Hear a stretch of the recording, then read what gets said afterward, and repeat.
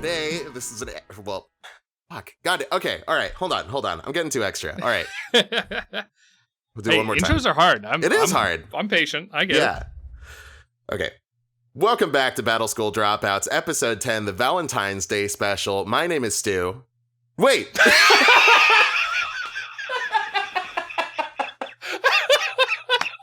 Yeah, my name is Stew, and I'm here with my co-host, Bakari. Bakari, say hi. Hey, what's up? I'm Bakari. Fuck. Okay, hi, my name's Bakari. This is a podcast about anime and friendship.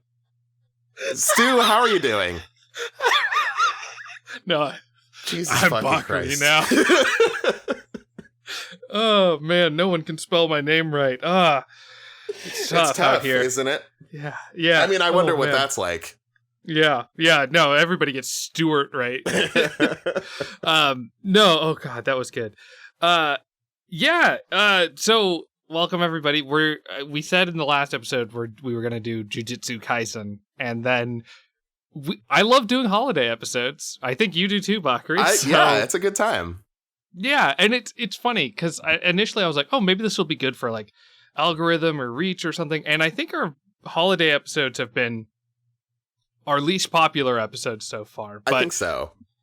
We're still doing it, and this week we're talking about romance. We're talking about Valentine's Day, and nothing says Valentine's Day like the anime film I Want to Eat Your Pancreas. Yep. Yeah, we said we were going to do Jujutsu Kaisen, but you should know better than to trust us by now. So here it is. Yeah, and that will still be the next episode. But yes. You know, it's Valentine's Day. We got to do something kind of cutesy, a little romantic. Yeah. You know. Yeah. Obviously. A little something for the lovers out there. So, with Valentine's Day coming, and also this being the year of lockdown and COVID and all that, what you got any Valentine's Day plans? What's headed your way? I don't know. I was asking my girlfriend about this the other day. Like, what are we gonna do for Valentine's Day? And it's like, yeah, what can we do? Like, it's gonna be dinner and a movie. Like, but that's what we do just about every night. So yeah, maybe we'll pick a particularly romantic movie. We'll watch some Jane Austen shit or something. I don't know. How about you? Yeah. Well, let me ask you, are you guys big Valentine's Day fans? I wouldn't say big. I mean, I like celebrating it just fine, but like, you know, I'm not somebody who like in November, I'm like, oh boy, Valentine's Day is coming up. You know, it's like, yeah, it's fine. Yeah. Yeah, it's a holiday that kind of sneaks up on me. But so funny story with me and my girlfriend Bernadette. I met her like early February, like in a design club thing on campus. Yeah. And I was like, wow, this is a cool person. And then we ran into each other again at this extracurricular thing. And it was like, oh, wow, I'm like really into her. I'm going to so I sent her, I played it really cool. And I sent her a message over Instagram, just like, hey, if you want to get dinner or lunch sometime, you know, or dinner or a drink, I think is what I said in way too many words. Hit me up. Like, it's, you doing anything this weekend? And so she was like, oh, I'm busy, but if you want to hang out today, like, I'm free, we can work on some design stuff. And that day was Valentine's Day. Oh. And then later that day, she asked me if I was asking her on a date, and I said yes. And then she said, no, I don't think that'll work out. It's just we're both going it for the design program. Yeah, that's so she rough. Rejected me on Valentine's Day. Yeah, real shame the story ended there. With you and your girlfriend. Yeah, with me and my current girlfriend. No, things ended up working out between us. But that's what Valentine's Day means to me. Is like it's the day where I'm like, I was right. That's kind of nice. That's fun. Yeah, right. I'll take it. Yeah, it makes Valentine's Day kind of fun. We had our first Valentine's Day last year, and we went to a fancy Mexican food restaurant and got some wine, and it was all pretty fancy and nice, and I was into it. And then this year it's like, well, do we just get takeout from that place? Like, what do we do? Oh yeah, like try to keep the tradition alive a little bit. Yeah, or something. I was like, well, we should do something fancy, but like, again, I'm not gonna go out. I've been tempted Sacramento is tempting me to go and eat at places. Because there's like there's nothing stopping you, right? Like, it's limited capacities indoors, but like, right now it's Friday night as we record this. And like right now there's just, I bet all the fucking bars and restaurants, the patios and everything are super crowded, no masks, nothing. So you could go and join the infestation if you want, but right. Yeah. And it's, which I don't want to do it, but man, the temptation is that there's a bar that opened in like the last month or so. So like right in the middle of all of this terrible stuff. Yeah. And I'm not saying it looks great, but it's right next to the convention center. And Bernadette and I walked past it the other day. We were going to pick up some food, and I looked at it, and no one was in it or anything. And I haven't felt this temptation in a while, where it's just like, oh, we should just go in. Like, I've missed bars. So because you'd be the only ones. Ooh. We'd be the only one. But it's still, it's still unsafe. Other people could show up. I don't know the people who are serving us while we're sitting down. Like, I don't know. Maybe it's overly paranoid, but I figure it's way better to play it safe these days. No, I think you're on the right track, kind of erring on the side of caution. Because you're right. Like, there are still like servers who would have to like, be kind of but you'd expose yourselves to each other like that. And you wouldn't be wearing a mask, at least for part of it, because, you need to put things in your mouth. That's the whole point of going to things like bars and restaurants. So, yeah, good move. Yeah, I think so. Mm-hmm. But God damn, the temptation is there. Well, just think we can go to that. Person. We can go to that. Once SAC anime becomes a thing again, we can go to that bar at some point. I am really excited for whenever SAC anime becomes a thing again. Yeah, it is. It is like within a block, and it looks trendy and hipstery, but it's also a block away from the convention center. So I'm here for it. Watch they like double their drink prices during SAC anime. Whatever, I'll be drunk enough to pay it. Yeah, there you go. We're anime. We are anime content creators now. We can ball out a little bit at the exactly. SAC anime. Yeah, listen, we got like 2 subscribers on the Chainsaw Man video. We're basically as big as it gets at this point. I would say so. Meteoric rise to stardom here. 150 views on that last episode. That was nuts. Yeah. I don't really know where we go from here. Once you get 150 views. Nowhere but down. Exactly. Well, we'll see it on this holiday episode, which, with a name like I Want to Eat Your Pancreas, I can't imagine the algorithm's going to be kind to this one. Yeah, and that's probably for the best. Well, you been playing anything fun lately or watching anything fun lately? You know what I've been playing recently? I've been playing Sonic Forces. I think you've mentioned this. I have. I think I mentioned it in the last episode. I really don't like Sonic Forces, but it is a Sonic game, and I am a Sonic guy, and I can't stand owning a Sonic game and not having beaten it. So I'm making my way through that. It's not great. That's the one that you can build your own like Sonic OC, right? That's correct. Yeah. I'll have to show you my Sonic OC later. I'm not going to dig it up right now, but it is atrocious, and I did that on purpose.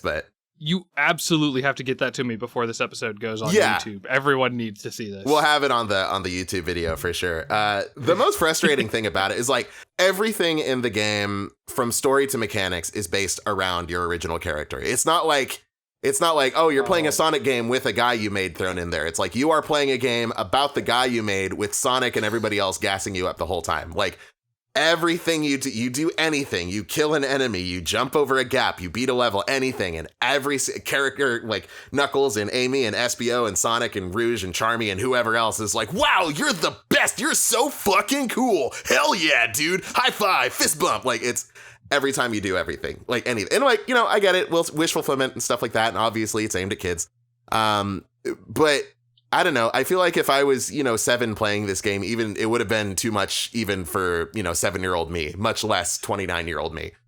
See, that's what I was thinking. I'm like sitting here like, oh, I gotta figure that a small Bakari would be like, this is great. I love that Sonic is hyping me up right now. No, I mean, like, yeah, like that probably would have been cool on one level, like the first couple times it happens. But I'm telling you, it's nonstop. Like everything you do. somebody will talk about how fucking great you are. It's just kind of a pain, I guess. I mean, you know what? Maybe I'm totally full of shit. Maybe kids love it, but yeah. Yeah, well, I think I remember I have no interactions with children, but I've got friends who have who have cousins, young cousins and stuff like that. And I remember them saying around the era of Sonic Boom that was like what was cool, or at least to some of them. Some kids liked Fortnite, some kids liked Minecraft, but some other kids, Sonic Boom, that was their jam right there. I don't know where Sonic Forces falls in with that. No, it's got nothing to do with the Boom timeline, except I think it shares a lot of the same voice actors, like Roger, God, I always forget his name. Roger Craig Smith, I think, who was the voice actor for Sonic up until like last week or the week before. He's Sonic in both. I think they got the same voice actors for Knuckles and Tails and stuff, but the designs are completely different. The story's completely different. That's about where the similarities end. Yeah, because is Boom just done? Like, is that not a thing anymore? I think so. I think they finished the cartoon, and I mean, there hasn't been a Sonic Boom game since like, what, 2015? Something like that? So yeah, because they made like 2 of them, right? Yeah. Yeah. Neither of them particularly good. Oh yeah, I heard they were all. I heard the show was all right. The show's fun. The show has some good gags. The game had that big glitch. Yeah. Yeah. Yeah. My friend Josh, who's also a big Sonic guy, I believe he liked the show. That's not surprising. Like what I haven't sat down and watched a lot of the show, but like what I've seen is like, oh, that's pretty funny. Like it's mildly amusing to me now, but like I'm sure listen, I watched every episode of the Donkey Kong Country TV show as a kid. Like I absolutely would have ate that shit up. Dude, I went wild for when that came out, and I remember like watching it, and there was family over, and I was so into it. And I look back on it, I remember them not being into it, and I kind of see why, seeing it as an adult now. Yeah, it's not great. And I went back and because it's all free on YouTube now. You can watch the whole thing. Oh shit, for free. But yeah, there's some parts about it like. Listen, I'm not about to go on some SJW dissertation on the Donkey Kong Country animated TV show, but some parts no, please do. Like Funky Kong's awful fake patois, like the Jamaican accent, really doesn't age well. It's really not great. Yeah, there's an era that like I feel like, and it's fairly recent, where you can point at and being like, oh, we were okay with this at this point. Oh, yeah. And it goes all the way up to like 2012, I feel like, where we were just like, well, we were okay with casual racism until this point. Totally, yeah. There's that, the concept of the Overton window, like what is and is not acceptable. Like, I feel like that's shifted, particularly in those like, quote unquote microaggressions, casual racism kind of stuff. And so like, yeah, like one day it's like we woke up and all of a sudden it wasn't okay to do, a fake whatever accent. And that's good, Yes. I've seen nothing but improvement in that regard. But yeah, it's interesting how that works. I wonder like what exactly causes that sort of thing, or if it's just, yeah, I don't know. I don't know anything about this kind of thing. I took one sociology class. Well, it's funny. I probably shouldn't admit this, but I'll do it anyways. I was playing D&D, and I'm the dungeon master, and I like to do voices. I'm not saying I'm good at them, but I enjoy the act of playing as different characters. And I was playing a like lizard folk guy, and he was like the leader of this tribe of lizard folk. And this character was kind of an important character for a few sessions. And it wasn't until like the second or third session where I was doing his voice, where I was like, I can't put my finger on what exactly or who exactly I'm offending, but this is a racist voice that I'm doing. Yeah, kind of like a Star Wars situation. Like Jar Jar, we don't know exactly who he's trying to portray there, but like it doesn't sound not racist. Like I think this is gonna make it sound, I think, more racist than it was, but he was like Watto, but like with harder consonants. Oh, okay. Yeah. Yeah, I don't know what sort of race Watto was supposed to be, like if it was Tolkien and the dwarves kind of thing, but yeah, it's safe to say it's not exactly on the level. Yeah, it's funny you can just at least for me, I can just roll into those things, and it takes me a minute to be like, I fucked up, didn't I, guys? Oops. Yeah. Well, thank God you don't play D&D with any Toydarians, huh? That would have been really awkward. Oh, so awkward. Yeah. Well, it also makes me doubly glad that I don't like stream D&D, because I just do all sorts of embarrassing stuff, and that's probably maybe one of the worst ones. But it's just like I like doing voices in an environment where it's just friends. Sure. Yeah, I say enough dumb shit on this podcast. So. Well, thankfully, neither of us have, to my recollection, none of us have done any, casually racist accents so far. So let's keep that up. So far. Listen, we're only like 20 minutes into this recording. There's a lot of episodes still young. Yeah. How about you? You been playing anything lately? Yeah, I had to do a lot of thinking. I've a lot's happened in the last like week or so, and I'm like, what do I want to talk to Bakari about? And I think this is I need information from you is basically what I'm getting at. Okay. So I was playing Doom. I watched Tim Rogers' Action Button Doom review, and I'm like, I've never beaten Doom as an adult. I need to beat Doom. And I'm like halfway through it, and Anthony messages me and is like, dude, hell yeah, you're playing Doom. Have you tried Ultra Kill? I'm like, oh yeah, I've been meaning to play that one. And he's like, yeah, Bakari and I have been like taunting each other with scores, and I immediately closed Doom and installed Ultra Kill, and I'm playing Ultra Kill because all I'm thinking is I miss being able to send you screenshots of my gameplay like when we were playing Sonic. Honestly, yeah, I've been like waiting for the game we can do that on again. I'm taking too many L's. Like I still haven't beaten your score in Sonic Generations because I only just got that running on my PC like a month ago.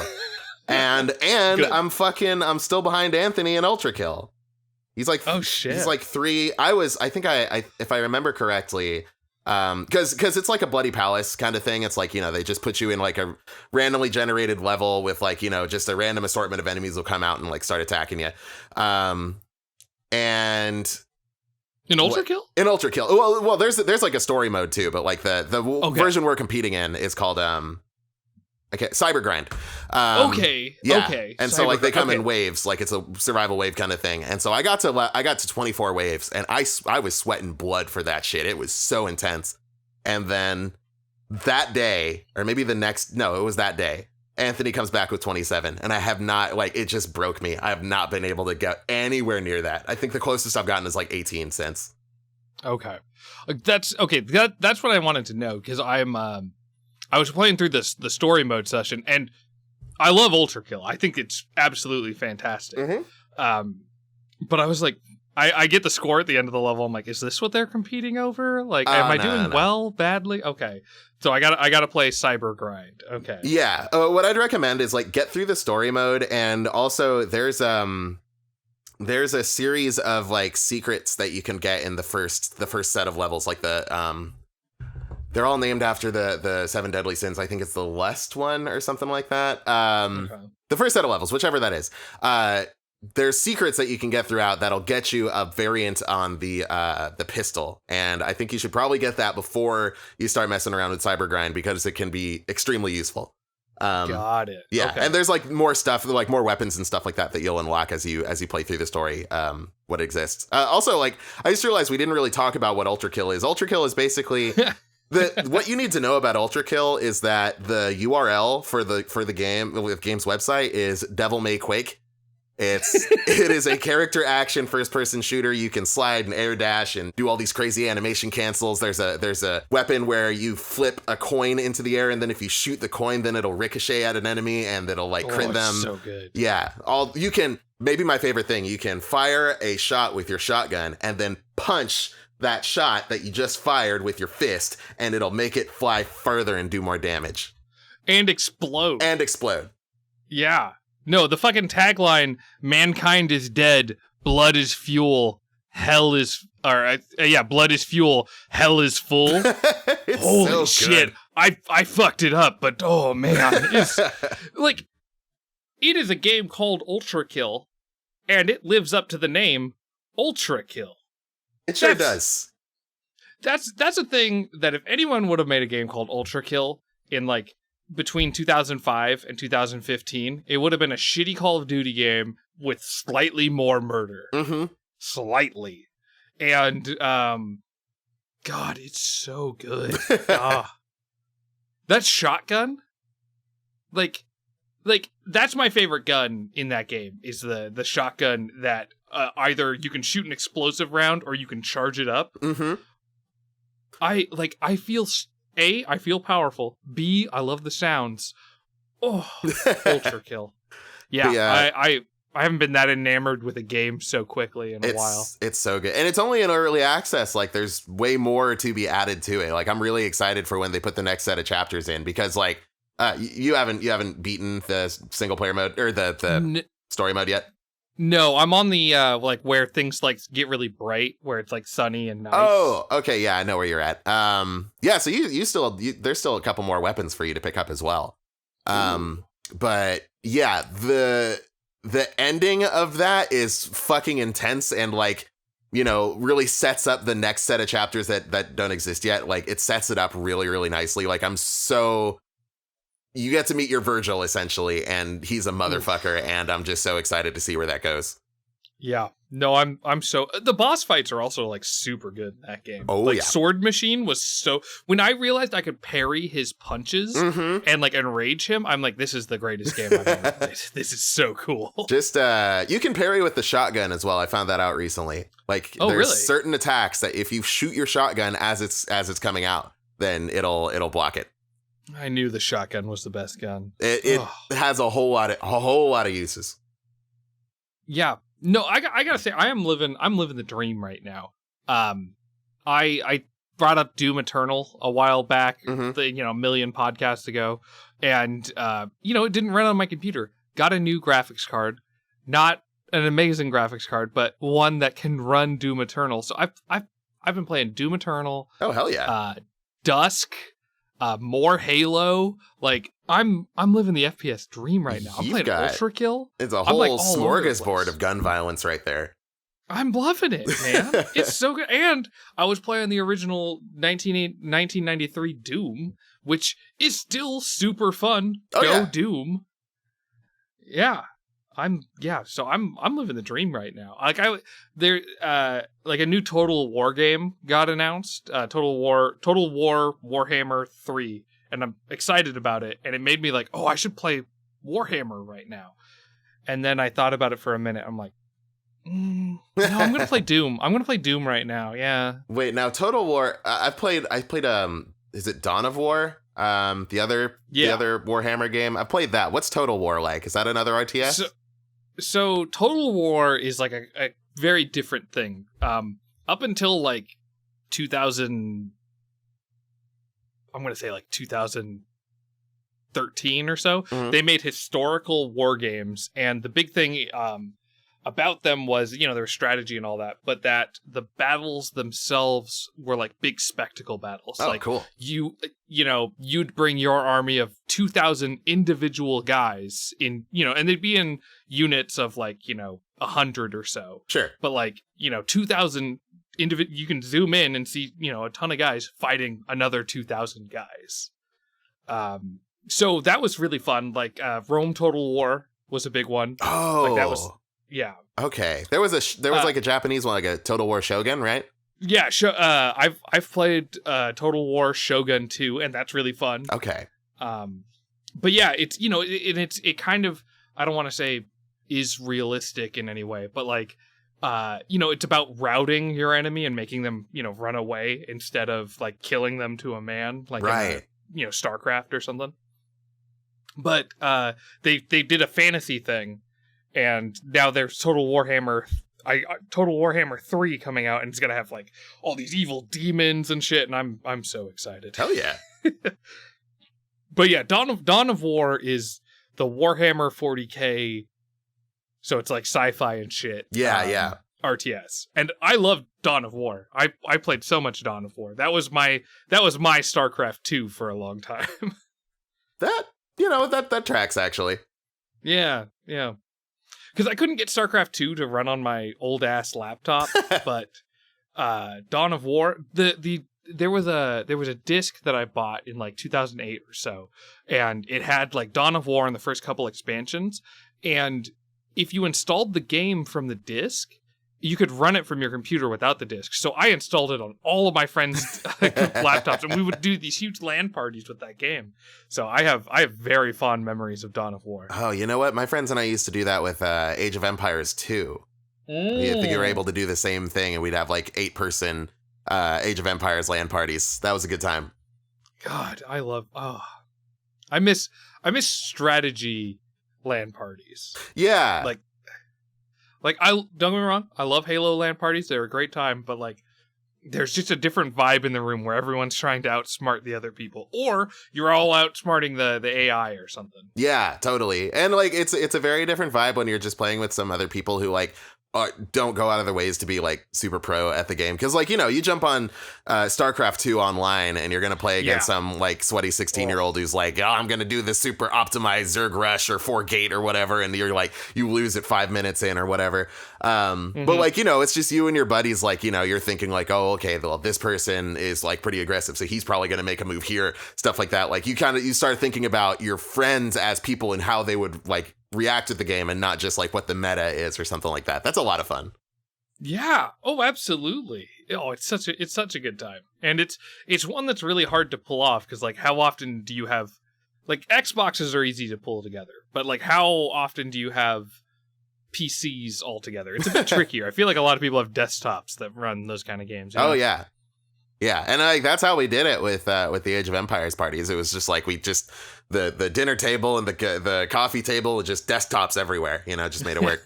Quite a bit of setup time, and it got very hot.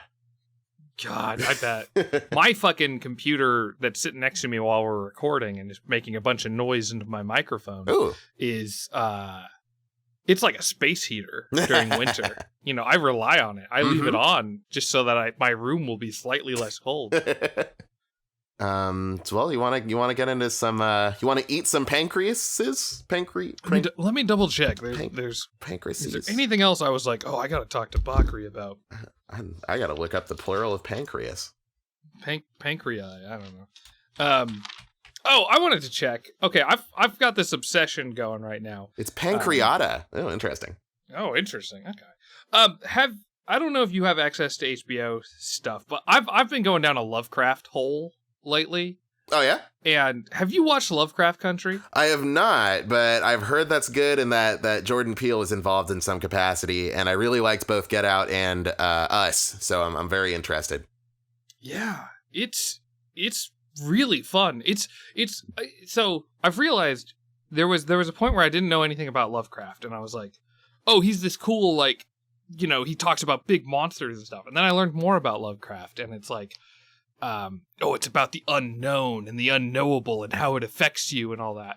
And I've kind of come back to, no, I just kind of want big horror kaiju stuff because Lovecraft was kind of terrible, and I just want fun adventures. Yeah. And Lovecraft Country, I'm making it maybe sound a bit dumber than it actually is, but it's really fun. Like it kind of feels like it has the same fun that like a shonen anime does. That's interesting.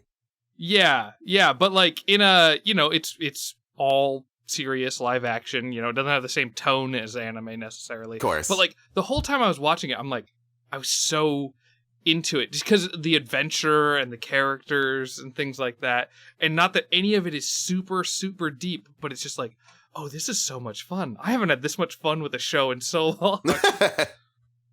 Well, shit, might have to pick that or get on that HBO Max at some point and check that out, because yeah, I've heard nothing but good things about that. And I'm also like, I enjoy Lovecraft a fair amount. I understand we wouldn't have been friends, but I like Lovecraft well enough. It's funny how like even today it's you know, you can tell people about Lovecraft's cat and they had no idea. Like so many people just kind of know him as like, oh yeah, that guy who wrote about the spooky octopus man Cthulhu, like, you know, they like that South Park episode. But yeah, there's a lot going on there. Well, that's one of the things I like for the most part, and maybe it's just the crowd I hang with, but the people's reactions when you talk about Lovecraft, I feel like are the appropriate reactions when you talk about artists from the past, you know, where it's like, wow, they did some really cool stuff. Also, but like, I don't think you can get through a whole Lovecraft conversation without someone bringing up, oh yeah, you know he's a huge racist, right? Yeah. Like, you know he's a huge piece of shit, right? Like, he hated homosexual people and all that. Mm-hmm. And it's like, everyone talks about that anytime he comes up. And I feel like that's the appropriate reaction to have with a lot of content out there. I was about to call Lovecraft a content creator. Noted influencer, H.P. Lovecraft.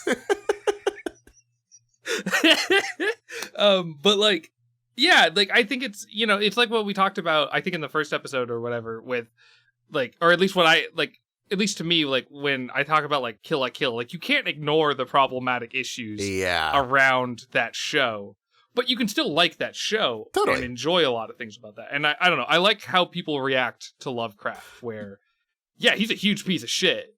We all have to acknowledge that. Yeah. Okay, now that we've acknowledged that, Call of Cthulhu's kind of a fun story. Totally. Yeah. And the thing is, like, you know, people talk about when it comes to like shitty artists and authors and stuff like that. Like, take J.K. Rowling, you know, a lot of people grew up on Harry Potter books, and then she really showed her ass as this like horrible bigot.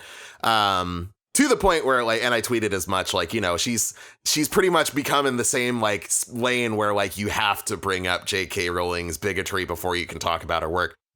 Yeah, but absolutely. Yeah, like, I feel like there's this, you know, I don't feel like it. People say, like, you know, oh, well, you could just separate the art from the artist. Just because they're a bad person doesn't mean that their work is bad. But like, it's something that they made. Like, their views are going to show up in what they made. Like, J.K. Rowling's bigotry does show up in Harry Potter in many different ways, and H.P. Lovecraft's, like, his racism is what fuels those books. Like, we talk about fear of the unknown. Yeah. Like, that is H.P. In my opinion, that is his own fear on display. He is so terrified of things that don't, that he doesn't know, or that don't look or act or think like he does. And it terrifies him. And that manifests itself in stories like Shadow over Innsmouth or Call of Cthulhu or any of those other ones.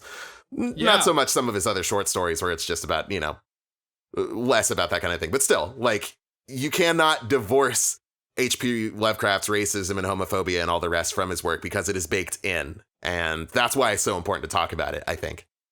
Yeah, absolutely. Yeah, because it's not like an art, because not that I've read it, but what's the Ender's Game? I can't remember the name of the author. Oh, but God. That dude, Orson Scott Card? Is that it? Yeah, that sounds right.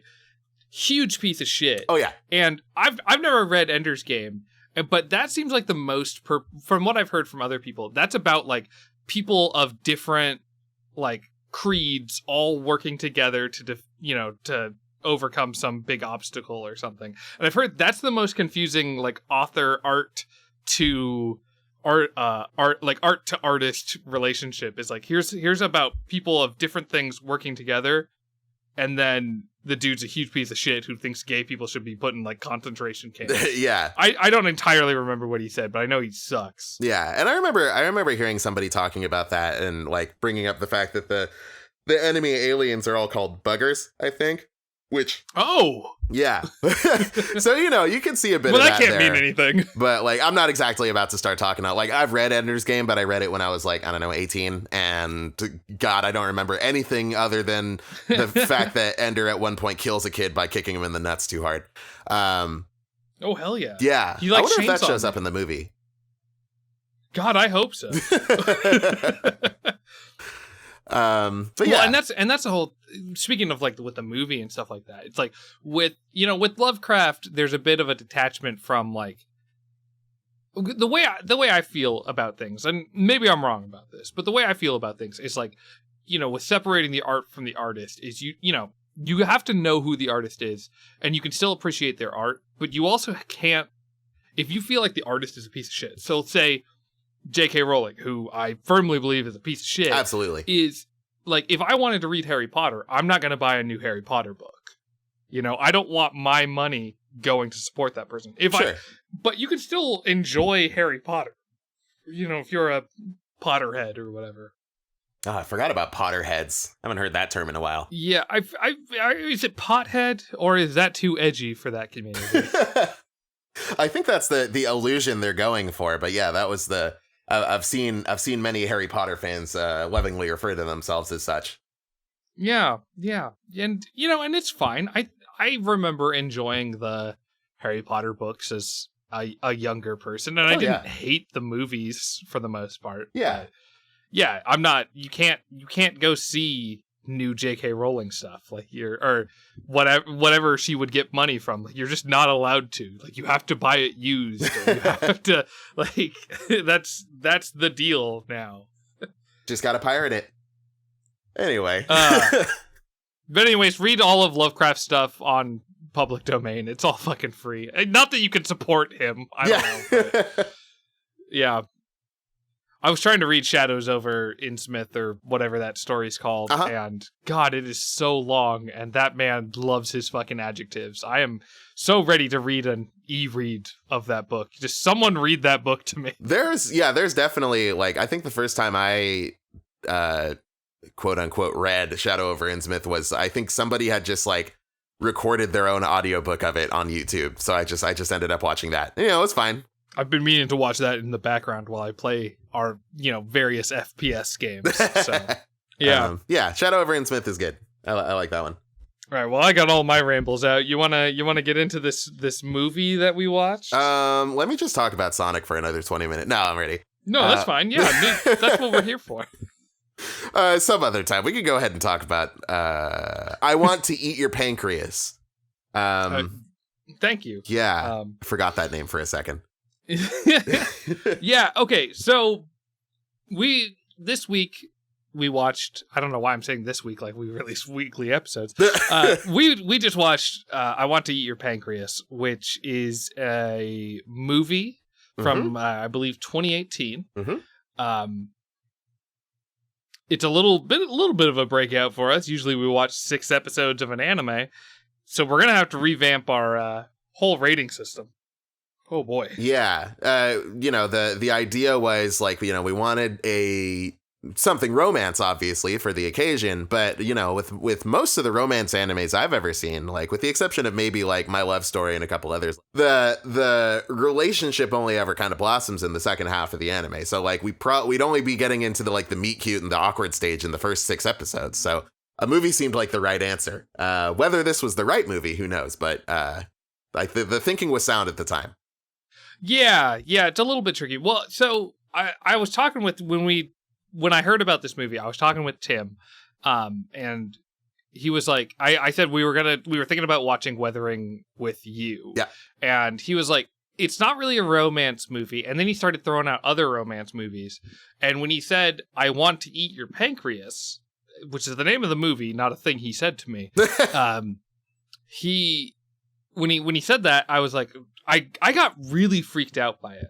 And it's a weird name out of context, in all fairness. Sure. But I, being the wonderful dumb person I am, got real confused when he said it because I confused the word pancreas with placenta. Oh, that makes it a little different. That's a very different movie. People do that, they'll eat somebody's placenta like after they give birth. They do. Yeah, so I don't know anything about that. I haven't looked really. I Googled placenta like an hour ago so I could know what it was in case anyone asked. But that came up and he said that and I was just like, oh, that's weird. Oh, what is this movie? You swear this is like a romantic movie, right? And it wasn't until like a couple days ago I learned that pancreas is a very different organ. It does very different things. So, but he was like, based on my reaction, he was like, oh, no, you guys have to watch it if you're freaking out this much. I was freaking out about a different organ, body thing. I don't know what a pancreas or a placenta is exactly, but it's it's a part of the apparatus that supplies like nutrients and stuff to a baby while it's still in the womb. I'm pretty sure. Yeah. I don't know what that qualifies, like if that qualifies as an organ or like a whatever, but yeah, Yeah, so Pancreas is a very different thing. I Googled it a little bit before the movie, and it's like a thing that helps with like your blood sugar levels, and it helps you digest food. Very different than what I thought it was. Yeah.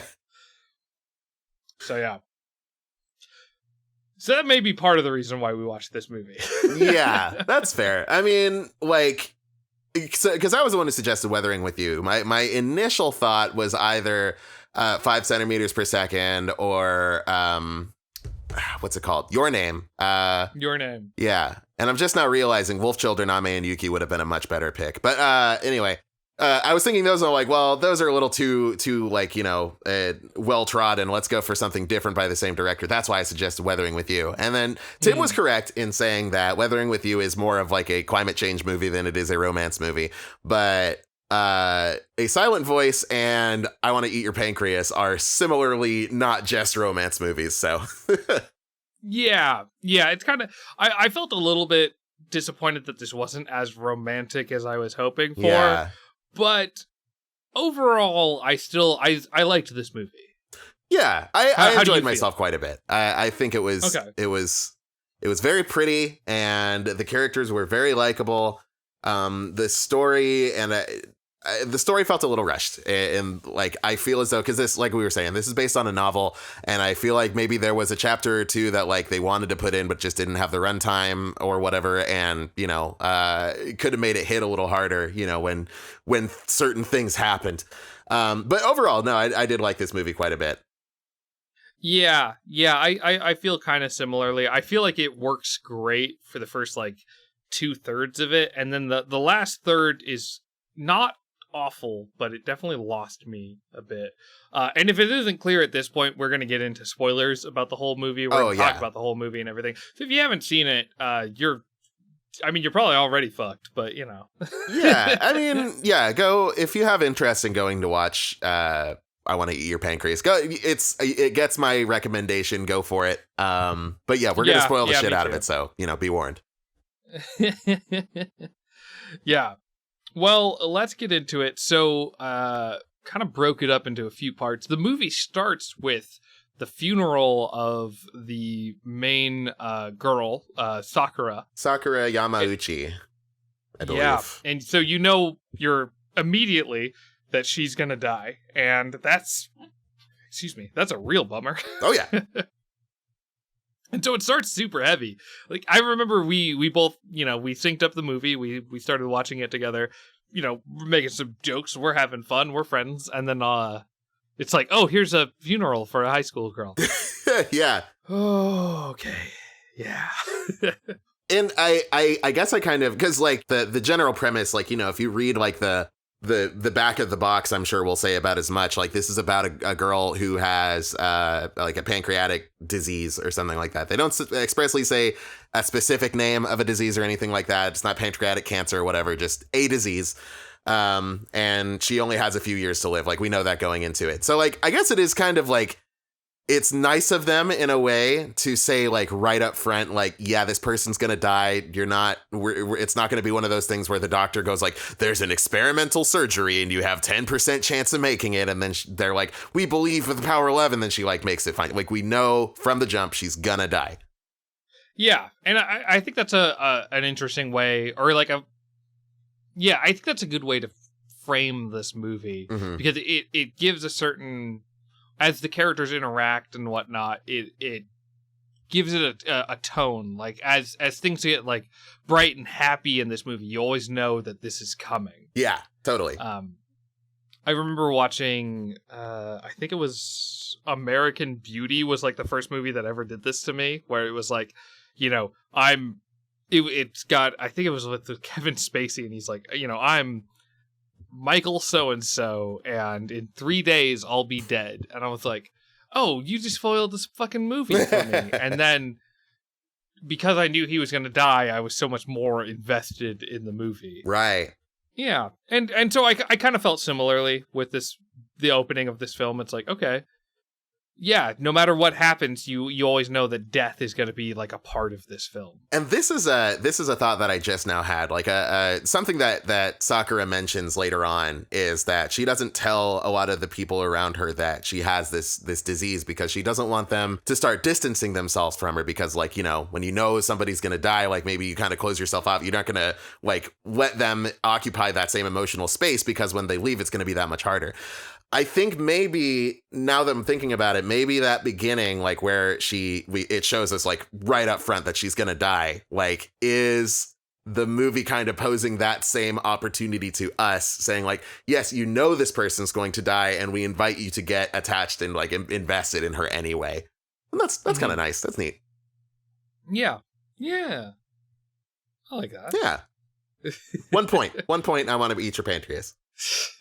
and overall, and like we said, I think this movie works. I like the opening too. So you go from that to they're in the library, and the timeline in this opening is a bit odd, because the real timeline is that the main protagonist, who's, I'm not sure if his name is said anywhere earlier, but his sorry? It's not. They don't say his first or last name, I don't think.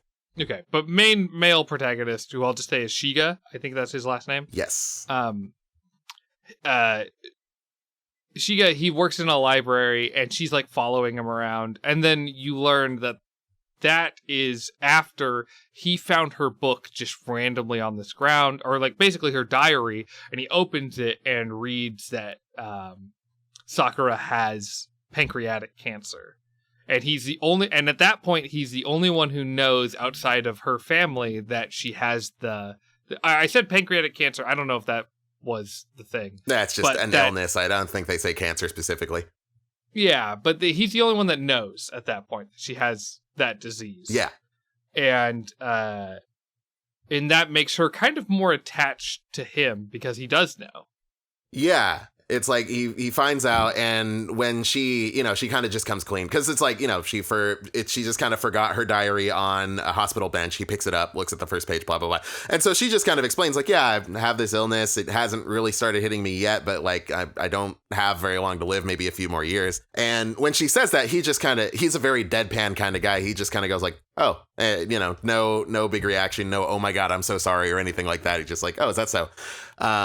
And so she kind of starts gravitating towards him because of that, because he doesn't have this big dramatic reaction to it. And so like he's the one person who's proven that he can kind of take that news and still be normal around her.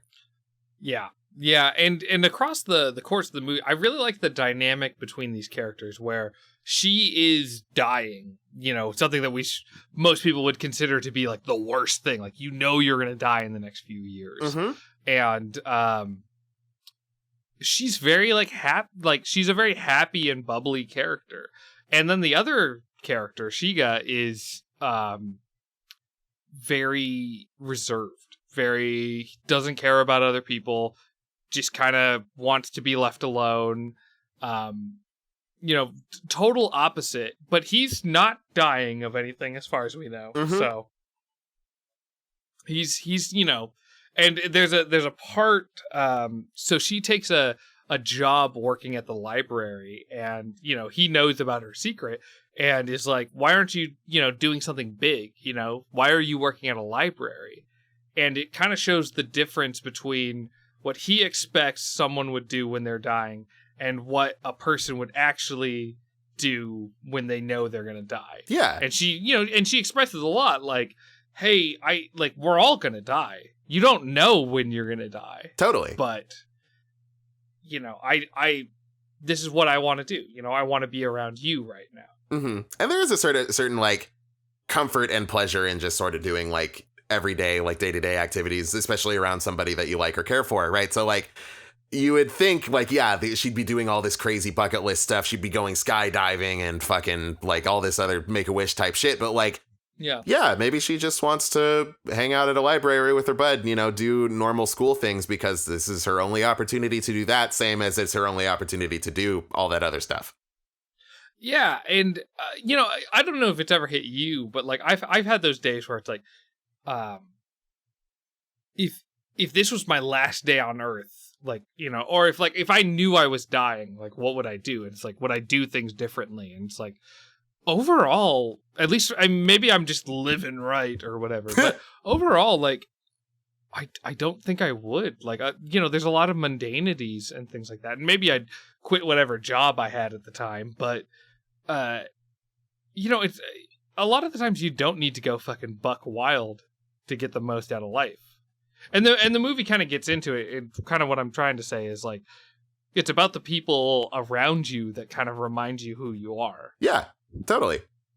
Like, especially living at, like, where we were living before, like, you know, it was you, I, and Tyler and Anthony. And for me, at that point in my life, I was like, I don't think I'd do that much differently. Like, maybe I'd stop going to school, but I love living with these guys. You know, I love just hanging out at random moments. Yeah, no, that was a particularly nice, like, period. Like, I definitely don't think I would have, aside from maybe some questionable decisions and where I ended up working, like, I don't think I would have redone anything from that, like, period of my life or anything like that. I think that was done exactly, like, if you know, the day we moved out of Uncle Junction, I just got hit by a car, like, you know, it'd be like, oh, that's no regrets, that's fine, you know?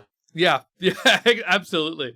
Yeah, no, I was thinking about it the other day, like I was thinking about, like, productivity and stuff like that. And I remember so many days that, like, while I was, like, unemployed but going to school or something, and I walked out and you were playing Yakuza, and I watched you play Yakuza for, like, 4 or 5 hours. Oh, and I yeah. beat myself up after I watched you play that, because I was like, oh, I should have been doing homework. You know, I had all this homework I was supposed to be doing, and I didn't do it, and I had to stay up late and all that. And I look back on those times now, and I'm like, no, that was great. Yeah. I had so much fun watching you play Yakuza. You know, I feel like it's part of the reason why we're as good of friends as we are. Is just sitting down and just hanging out. I think so. Yeah, that was like, if life was like a dating sim, and I'm not saying we ever dated, but if it was like a dating sim, that would have been like a, you know, plus like a level up to our friendship rank right there. It's like just hanging out on the couches playing video games there. You know what I mean? Yeah. Oh, absolutely. Yeah. Yeah, no, that because, like, we did it a few times, and I just remember just sitting there watching and, like, oh, I need to do something else, and then I'd get up, I'd grab, like, Cheez-Its, and then I would sit back down and just have the time of my life, you know? You know, the important part about that time we spent together is that it was Cheez-Its and not Cheese Nips. Exactly. Vastly superior cheese cracker. Yeah, absolutely. Well, you know, and not to get too romantic on this podcast, but I remember before we left, Uncle Junction, as we called it, you being like, we should do an anime podcast where we hang out. I was like, so, like, happy, like, oh yeah, Bakari wants to do like a podcast together. Like, yeah, that's so fucking cool. And here we are 10 episodes later. Yeah, well, absolutely. 10 episodes that went up online. We made like 5 that were just so bad we just shelved them. But we reviewed the my mom is an MMO character. Oh, right. Oh, God. Don't terrible. You love your mother and her 2-hit multi-target attacks or something like that? Yep. Oh, God, that was terrible. God damn. I mean, I'm sure we'll look back at these, you know, first episodes and be like, you know, if we keep at this, like, eventually we're going to look back at this and be like, what were we thinking? This was terrible. But, like, nowhere near what it was like back then, you know, not missing out on much. Yeah, absolutely. Like, why did we allow Stu to do so many racist voices in the first 20 yeah, episodes? Really glad you got all those Chinese impressions out of your system before we started for real. Yeah. No, that was good. I was dealing with a lot at that time. So anyway, let's try to segue out of that one. Oh, good luck. So they hang out a few times afterwards, and then Sakura invites Shiga to go with her on a trip. They're gonna hop on a train and they're gonna go to another place and spend the night in a hotel. But you know, as buds, they're just being buds. Just buds. Yeah, that's a really weird turn for a friendship to take in such a short amount of time, especially when you're teenagers. But that was a very nice segment of the movie. They end up drinking underaged. They end up drinking illegally and playing Truth or Dare, but it's like very innocent. You know, there's no weird stuff there. And then it ends with him carrying her to the bed on a dare. And then they end up sleeping in the same. Oh, right. There's a fuck up with the hospital. They end up having one room instead of two.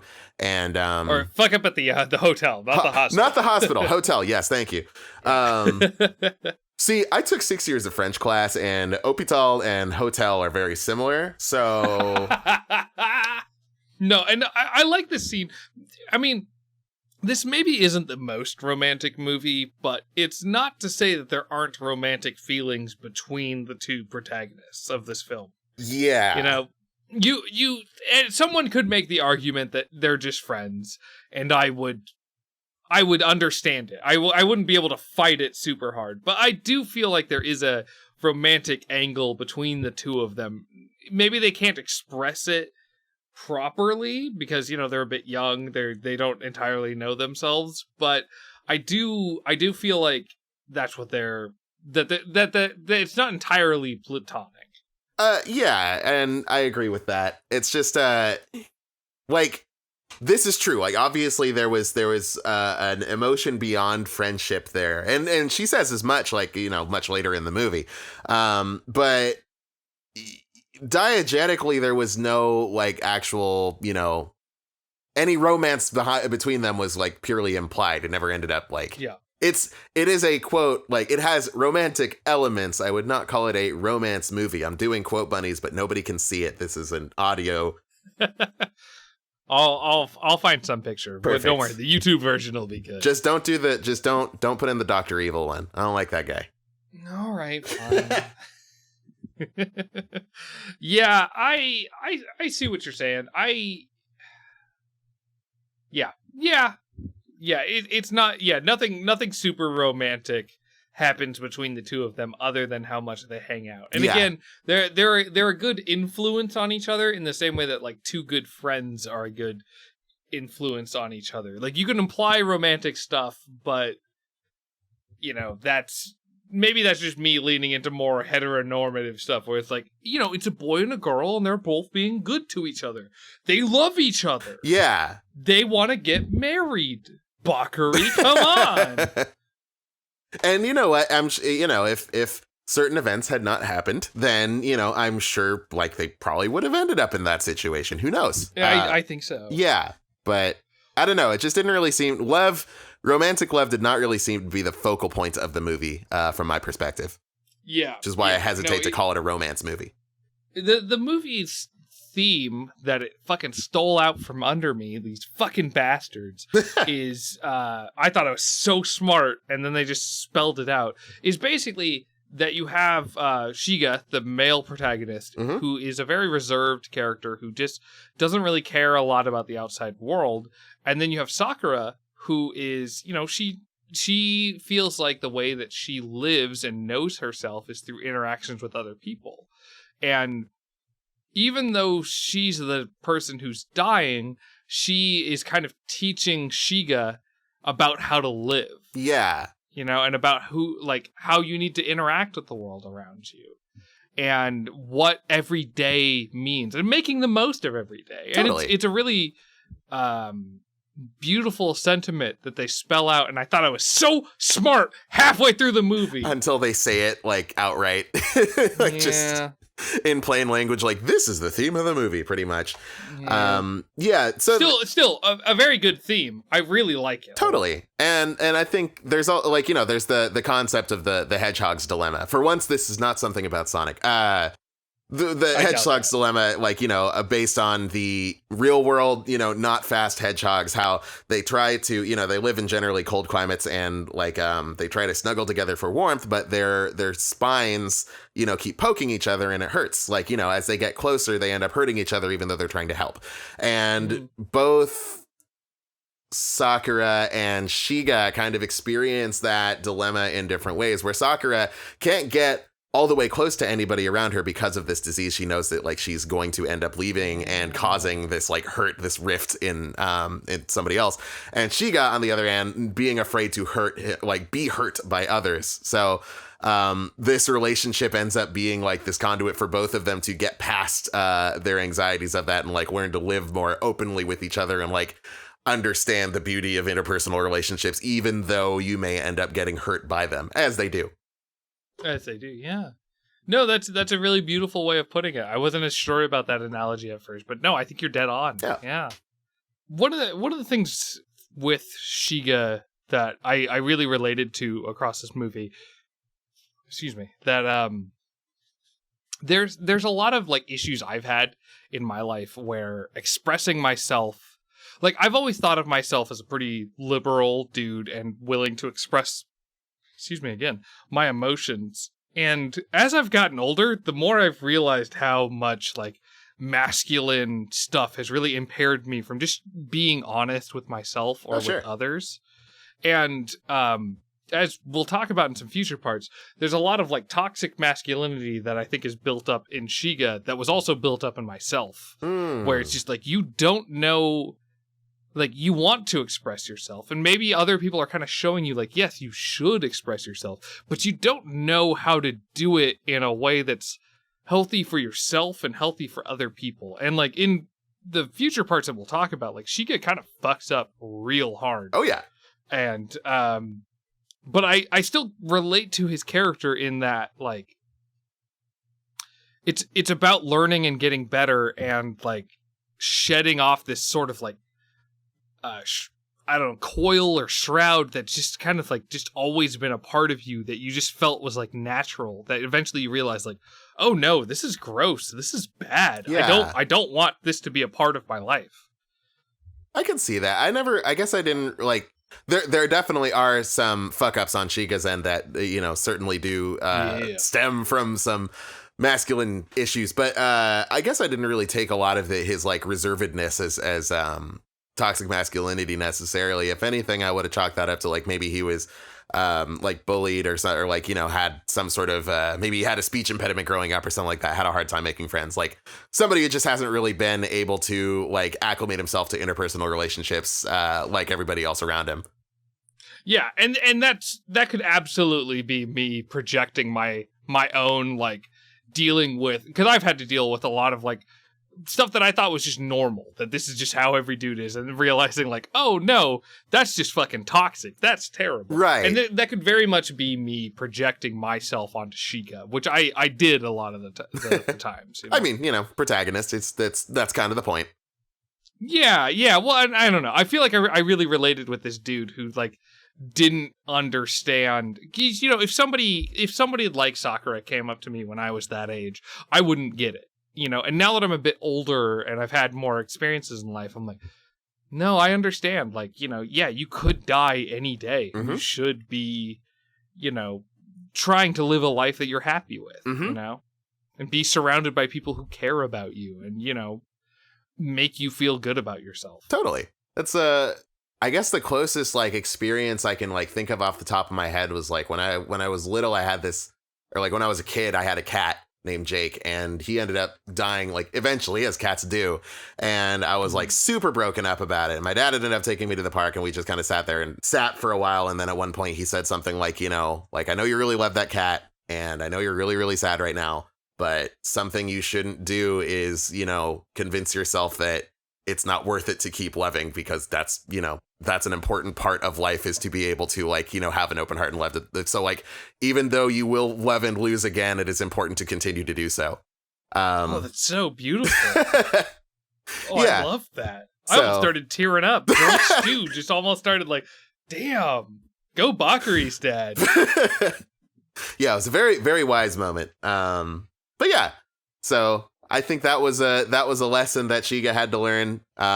Though of course I don't mean to compare a albeit fictional human being to my cat. No, that's fair. No, and I think that's kind of a beautiful moment.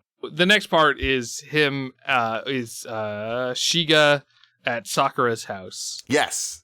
He goes to visit after a while, and then they have like a weird almost romantic encounter.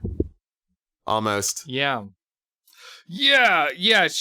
So they're playing what I can only assume is Sonic Racers, and she like tries to do something naughty, as she quotes it, with him, and they don't go all the way, and she says she's kidding, and then he pins her to the bed, which is not a great move, Shiga. Yeah. Put it lightly. Yeah. It's On the topic of toxic masculinity, yeah, that was a real fuck up that he could have avoided if he just, thought a little more. Yeah, absolutely. And I feel like that's part of like him learning like how to and how not to express himself. Yeah. But it's just unfortunate that it comes in a very gross scene in some ways. Not that he does anything. He doesn't rape her necessarily. No. But he does pin her to the bed and hold her for far too long. Yeah. Far past she's comfortable. It is definitely an uncomfortable moment. And then he realizes what he's doing and he like takes off. Yeah. And then he meets her ex-boyfriend, someone she dated in middle school, and that guy's like trying to get back with her or something like that. They get an argument, he gets punched in the face, and then Sakura shows up and tells off the ex-boyfriend, because even though they just had that rough patch, it doesn't mean they're not still friends. Yeah. And that was an interesting part. And that's kind of, I think, where, at least as far as like toxic masculinity is concerned, that's where I really, I shouldn't say I relate to him in the part where he pinned a woman who didn't want to be pinned down. Sure. But just as far as like just not knowing how to properly express yourself and your feelings, I'm like, I kind of get where you're coming from. Yeah. I think both Shiga and Sakura are very like flawed dynamic characters in that, like, they both have these sort of gray areas in their ability to form interpersonal relationships. Like, she's not able to get close enough to people because of this whole thing, and he's just not able to make friends in general. And so there's a lot of these things that they're not really capable, or not capable, but like, have no experience in doing. And, you're going to make some mistakes when you're trying new things and when you're doing things that you're not, used to or comfortable with. So, that's just part of the learning process, though, of course, no means no. Yes. Yeah. When she's like, let me go. It's like, but I don't know. Again, I think that leans into like the toxic masculinity part of his character. Like, totally. I'm not saying that I guess I want to clarify. I don't think that scene should be removed, or like that it's like, oh, that's a bad scene. Get rid of that scene. Like, I think it builds where his character is at well. I agree. Yeah. If anything, I think that sorry, you go ahead. Well, yeah, even if it is like a gross scene, or like obviously we can all point to it and be like, oh, that's bad. I think it still is a good scene for that movie as far as explaining his character and his mentality in that moment. Yeah, I agree. And I think that this moment, like this scene, is honestly kind of like the kind of death of the concept of them, like the two of them as a couple. Like, this is the closest they ever get to like, really consummating those romantic feelings that like maybe they have, but like, the rest of it is like fairly platonic, I would say. So maybe this is sort of an indicator that like, not that they wouldn't have worked well as a couple, but that they weren't ready for that. That's not where they were at. Yeah. Well, it's also a good sign that I feel like it's a good turning point for Shiga, that like he's got to learn to express himself better. Yeah. And for the rest of the movie, he really does learn better. Not that he nails it off go, but yeah, that was his low point. And and it's raining. He's sitting down. He's been punched. He's bleeding. I think it's not just like his emotional low point, but the movie's also showing us like, no, like in terms of cinematography, this is Shiga's low point. Yeah, no, totally. Like visually and narratively. Yeah. So after this part, Sakura gets admitted to the hospital. Her numbers are a little off, as she says it. So she gets put in for a couple weeks. And that's kind of a nice scene with the two of them together, where it gives you a good reminder that like, yes, she does have a serious problem that she's dealing with. Totally.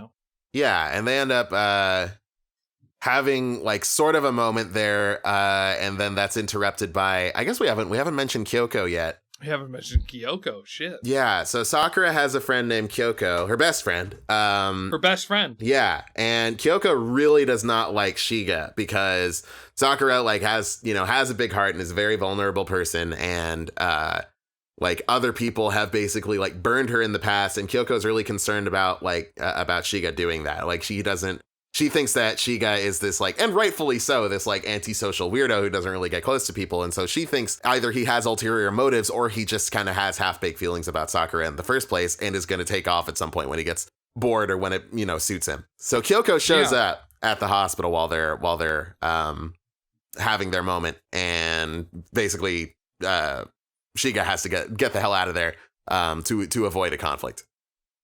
Yeah, because at this point, even though Sakura considers Kyoko to be her best friend, she doesn't want to tell Kyoko because she's worried that Kyoko would be standoffish. And that's one of Sakura's, I think, I don't want to say faults, but like issues. It's like, Kyoko says at the end of the movie, like, if you would have just told me, if she would have just told me, I could have spent more time with her, and she, like, Kyoko has the opposite reaction to what Sakura was expecting. Yeah, I understand that, like, I understand both, like, Kyoko's, like, desire to do that and also Sakura, like, desire to not tell her about that. But, I mean, at the same time, like, for reasons we'll get into, Sakura thought she had more time than she did. And also, like, even if that were the case, that like Kyoko wasn't gonna like, back off and that she would like have spent more time with her, blah blah blah, like I feel as though if I was in that situation, like if one of my best friends told me that I was, they were gonna die soon, all that time I spent with them would be kind of framed with by the fact that this could be the last time I see them. You know what I mean? Oh, that's a fair point. Yeah. Like it would become sort of the crux of their relationship almost. Yeah. There would be no point where Kyoko could just hang out with Sakura and not remember the fact that Sakura is dying of a pancreatic illness. That's actually a really good point, because when I think about my this is terrible, but like my grandma's 93, and there are like every time I see her I'm like, is this the last time I'm going to see my grandma? Right. Especially in like the age of COVID, right? Like I can't just go and see my grandma any day. Yeah, right? Totally. And that does cross my mind a lot of the time, and it definitely frames things in a different view, because I lived with my grandma for a while, and our relationship, it was never bad, but it was never like every day I'm like, time to sit down with my grandma and ask her about everything that she's doing with her life. And then now it's like when I come over, which is not as frequent, it's like, hey, how you doing? I'm all the way over here. Let me yell and ask everything about what's happening in your life. I think you're dead on is what I'm longly saying. Yeah, I definitely don't fault Sakura for that decision. Like given that like that she thought she had more time, and also that she didn't want that to affect her relationship one way or the other. But yeah, like also that sucks for Kyoko. Like that's a real bummer. Yeah, ain't shit sweet here. That's a rough one. But after the fireworks, or after the hospital, they go and see fireworks because the festival was going on that day. And even though they didn't get to get all dressed up and go to the festival, they got to go hang out and watch some fireworks. Yeah, they found an area. This is just a thing I see in anime all the time, where it's like, here's a forest, but there's stairs in this forest. Walk up it, and it'll take you to a place where no one else is, and you can watch fireworks. Yeah, the part that I find unbelievable about it is the where nobody else is like part, because like I'm sure there's all sorts of people, not to mention tourists and all the rest. My buddy went to Japan a couple of years ago, and he said something like, he said that he was told by someone who lived there, it was like, America has Starbucks, Japan has shrines, like they're kind of everywhere. And so like I'm sure there's plenty of stairs in plenty of forests. Again, the difference is that it's completely deserted and you get to have a nice, serene, quiet moment with just the two of you. But yeah, I swear to God, I've seen that exact same background in like multiple other animes before. It looked really familiar. I can't piece it down, but yeah. Well, and side note, I love that feeling of like watching fireworks like alone, because I like fireworks a lot, but the worst part about fireworks is how everyone else in the city is there at the same time. Yeah. It's like you've got crying children who have never been up at midnight, and now there's explosions happening around them. Like they are rightfully crying. Yeah, no, that's terrifying. And I'm just sitting there baby. Like, I don't want to be here. I can't get away. I had to smuggle all of my alcohol inside of an Arizona can. Like, This is too much for me. But I still love explosions. Yeah. I don't know. No, fireworks are great. They're very pretty, very fun to watch. But yeah, the fact is that the only reason fireworks are ever worth it is if there's a bunch of people who paid to be around to watch them. Usually paid, sometimes they do it like, for whatever. But anime fireworks apparently are the best thing. They just fucking rule. Oh yeah, they're huge and they're gorgeous and it's in Huge. super scenic locations and stuff and nobody else is around, I guess. But yeah. Yeah, the city is always like a bay too. Like it's just like, okay, we've got this like body of water and we're just going to shoot them right over the water. It's going to be sick for you high school couples who are just in love. And I'm like, yeah, it's just going to get hella smoky over here, but whatever. So they have a dialogue around the fireworks. I can't remember what is said. Do you? Let me see. Is it just them kind of making up for what happened before and hugging it out? Or was there something else to it? Oh, there was something good said, but I can't remember what it was. I didn't write it down. Well, God damn it. Yeah, the only part I have is on the next part. It's summertime, and there are arcade cabinets, and I just wrote down the words Caped On. Oh, yeah. The Caped On arcade cabinets. She says something, I believe, to the effect of, like, don't listen to every word that I say. Oh, yeah. That might have been the beach scene a little bit earlier in the movie, but just like, hey, I say a lot of stuff. Don't listen to everything I say. Yeah, it was something like you're gravely mistaken if you think everything I say has meaning or something like that. Yeah, that's a better way. Yeah.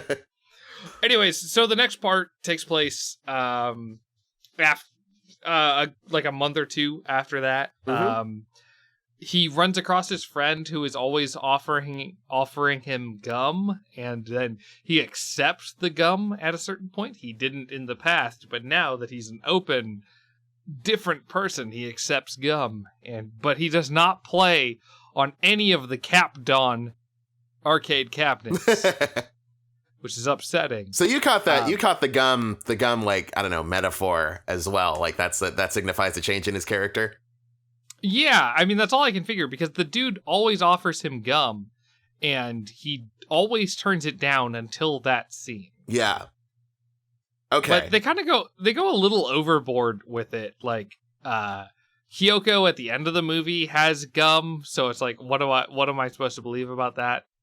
Is Shiga just buying hella gum and giving it to her? Or is it that she likes the gum guy? I don't know. I think it was implied that she ends up liking the Shiga's bud who like offers him the gum. Like, they've been hanging out and now she's like, caught the habit as well or something like that. I think that was alluding to her having feelings for Shiga's friend.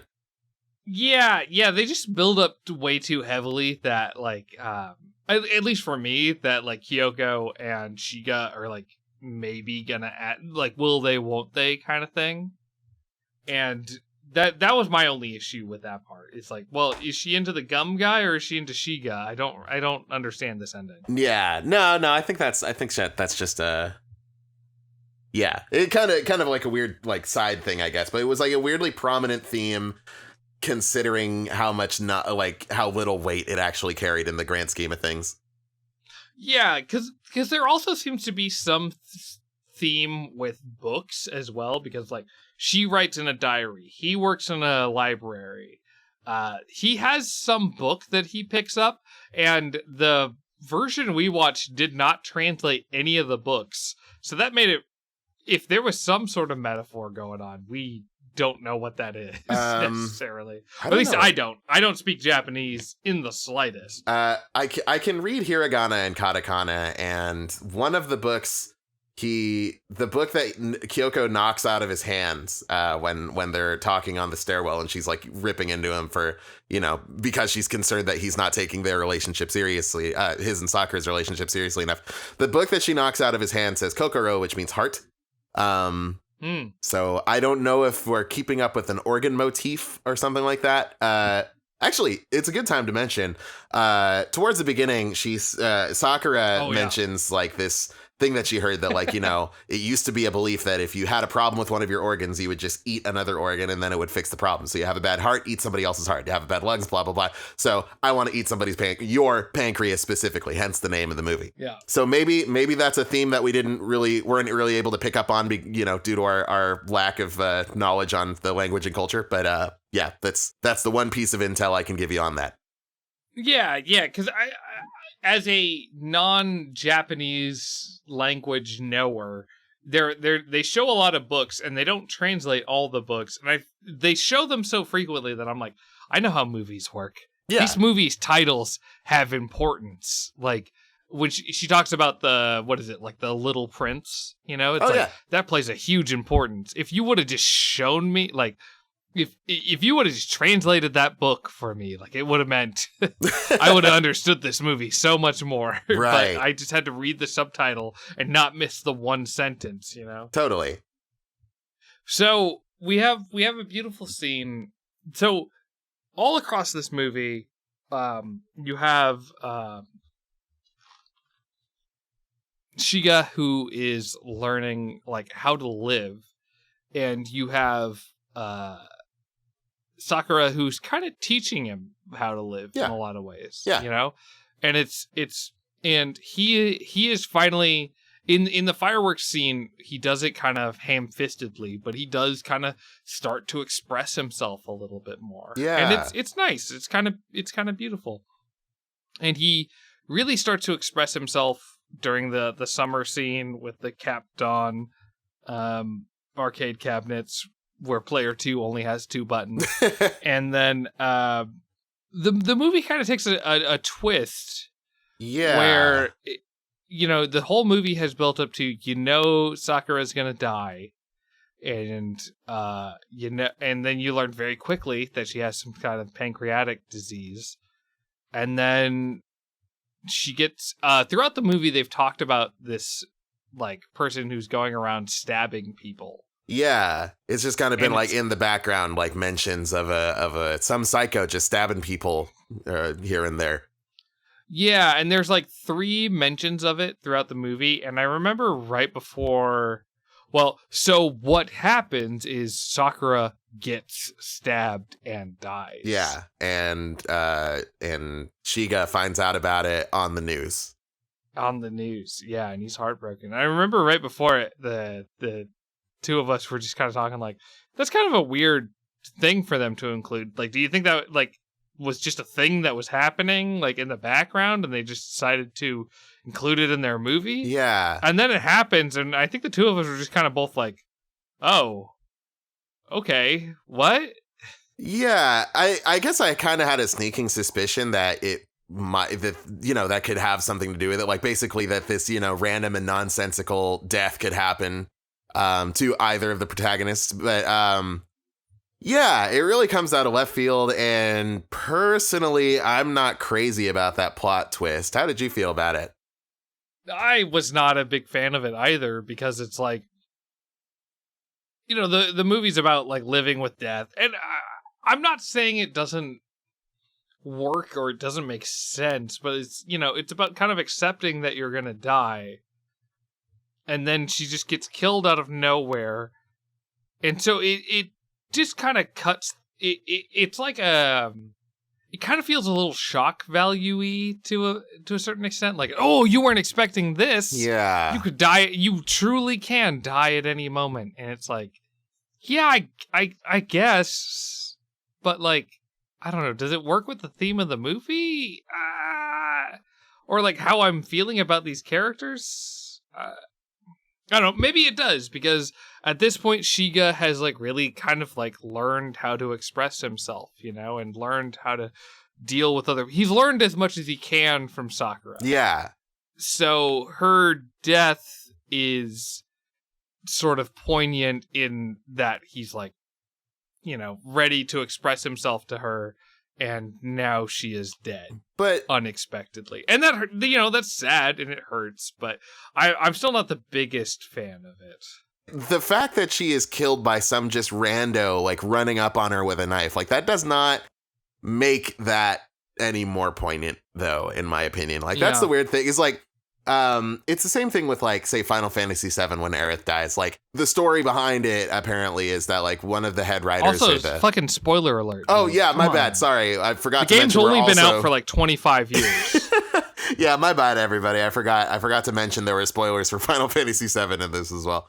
God damn it. But like the story behind that is that the director or head writer, somebody, like their mother passed away very like unexpectedly, and like they wanted to basically work in this feeling of like just sort of out of nowhere, no big dramatic moment. It's just like, bam, somebody that you cared for is just gone. Like, and I get that. And I'm not saying that it doesn't necessarily have a place in this movie. It's just like, you know, you think about this, like this arc that these characters have gone through and like, you know, the growth that they've made and stuff. And like, Shiga gets his whole like character arc completed and fulfilled, right? Like he gets to like learn and grow and like become a new person, and like he's got friends now and like all this stuff. Like he's really opened up and like evolved. But like Sakura dies horrified and alone. You know what I mean? Like that sucks. Yeah. That's like it didn't feel like this very dynamic and nuanced character, like they didn't feel like they were treating her with the respect that she deserved, in my opinion. I don't know. Yeah, that's a good point. I feel like Shiga kind of gets his ending, but Sakura doesn't, because she is shown several times to be absolutely afraid. Like she's kind of putting on a front that she is afraid of dying. Yeah. And that her death is not quick. They talk about how that she, you know, is stabbed and is in critical condition, and by the time she gets to the hospital, she is dead. Yeah. And so it is not a, you know, sudden just she explodes and dies. She is killed by someone who stabs her and makes her die a prolonged death. Yeah. And we don't see really anything about her feelings during that time. It really is about Shiga. And that's not necessarily like an awful thing. Like he is kind of the protagonist and is learning about how to live. But it is kind of a shame because she is such a well-written character. Yeah. In some ways. Yeah. It just, I don't know. It felt like a real, like, I don't know, not slapdash decision, but like just really out of place. I think you were maybe taking the moment a little more seriously than I was, but like that totally took me out of the movie. Like that wasn't a, oh my God, she's dead, I'm so sad. It was like, what the fuck? What are you doing? No. And I was not happy with that at all. Yeah, I feel similarly. I appreciate what they're going for in a way where it's like, because Sakura talks about a lot in the movie where, you know, we're all gonna die one day. Yeah. And that's just a thing we have to all accept. And we don't know some people know what's gonna kill them. You know, if you have cancer and you're gonna die in 2 weeks, you know it's the cancer that's going to kill you. For the rest of us, you know, anything could kill us. You know, we could die any day. Totally. And she knows that and accepts that and makes that a part of her personality to a certain extent. Mm-hmm. Or makes that a part of her character. And I don't know. Yeah, I don't feel like it really built up to her. I don't feel like that's enough to build up to, well, now you're suddenly dead. Right. And I think I would have been okay with it with a better rest of the movie, but like, so after she dies, there's her funeral, which we saw at the beginning of the movie. We knew she was going to die, but plot twist, she died a different way. Yeah. And then there's Shiga dealing with her death, and I think that was well done-ish, but it was also like Evangelion episodes 25 and 26, where it's just like, you know, I'm kind of stealing, you know, your help a little bit here, but like people are just talking about their feelings and talking about the big emotions, and they're not. This whole movie has been about expressing these things and slowly like getting them out of people, and now we're just kind of like, this is how I felt. Yeah. This is all my feelings. This is the story that I was trying to tell. These are all the things that I would have told you, but I couldn't tell you. And now I can just tell you for the next 20 fucking minutes of this movie. And it just didn't work for me. It was like an exposition dump, you know, at the end of the movie. Totally. And I don't think it needed it. I don't think it added to the movie. I think from the moment stab, it just kind of was like, well, the movie's about moving on and learning who you are. And it's like, yes, I already know that. Is this the way, like, it was just kind of the movie telling me what it was about for like 20 minutes. Yeah, it really did feel like, and, you know, I thought visually that was really cool. Like the whole, you know, the Little Prince, you know, visuals in it. I thought that was really neat. But yeah, it really does feel like all of a sudden, like the author, it just kind of stops, looks at the camera and goes like, so in case you didn't pay attention the last hour and 20 minutes, here's what the story was about. And then we just move on. And like, that's Shiga's moment of closure. That's his, you know, his final moment with Sakura. Also, it's revealed at that point that his name is Haruki. His first name is Haruki. Yeah. And that has significance because Haru means spring in Japanese, and Sakura is a flower that only blooms during the spring, so they like were made for each other. I don't know. Like the whole ending just felt like really confused. It was like, I feel like there was a scene or an arc that I missed somewhere between, like, you know, where we were and where we are. Well, I feel like it's almost like over explanation, where if like you could have had the movie be like an hour and 20 minutes, and he goes to the house, asks for the book, he reads the book and says like, is it okay if I cry now? And to the mom, and she kind of nods, and then he just starts fucking bawling. Yeah. Because when he, for me, kind of regardless of the situation, if I hear people crying, it makes me want to cry. Oh yeah. Like it just hits me in a fucking way. And when I heard the characters in this movie crying, like I don't know how they got those recordings or what they did, but it did like make me emotional because I cared about the characters in the movie, and then they start crying and I'm just like, oh, I feel something. Yeah. But it didn't need the 20 minutes of story explanation, you know, where it's like, I liked you, but I didn't like you, but also you helped me learn how to live, but also you did this. You could have cut out the entire part where he reads the book and just go from like, he reads the book, he looks at it, he reads it for maybe like 30 seconds of the film, and then is like, is it okay if I cry? And if he just starts crying right there, I think it would have hit way harder. At least for me, it would have just been like, oh, you just learned like so much, dude. I feel for you. And maybe I would have shed a little bit, you know? Yeah, I don't necessarily think that, like, you know, the addition of that scene, it was a bit long, but otherwise, like, I don't think the addition of that scene necessarily hurt the movie, especially because, like, there were some parts that, you know, maybe somebody else, a smarter person, could have picked up on. Like, with the part where she mentions that in the hospital, she wanted to ask him why it was that he never ever said her name out loud. And that, you know, her hypothesis was that he never said her name out loud because he was afraid of, like, acknowledging her as a person and, like, kind of taking that last step to let her in as a friend out of fear for losing her or whatever. And that she refused to say his name as, like, sort of a retaliation. Things like that I didn't really pick up on. I think it did, like, go into way too much detail. It could have been half the length. But yeah, like, overall, I think it was a worthwhile addition to it. It's just, I don't know. Too much.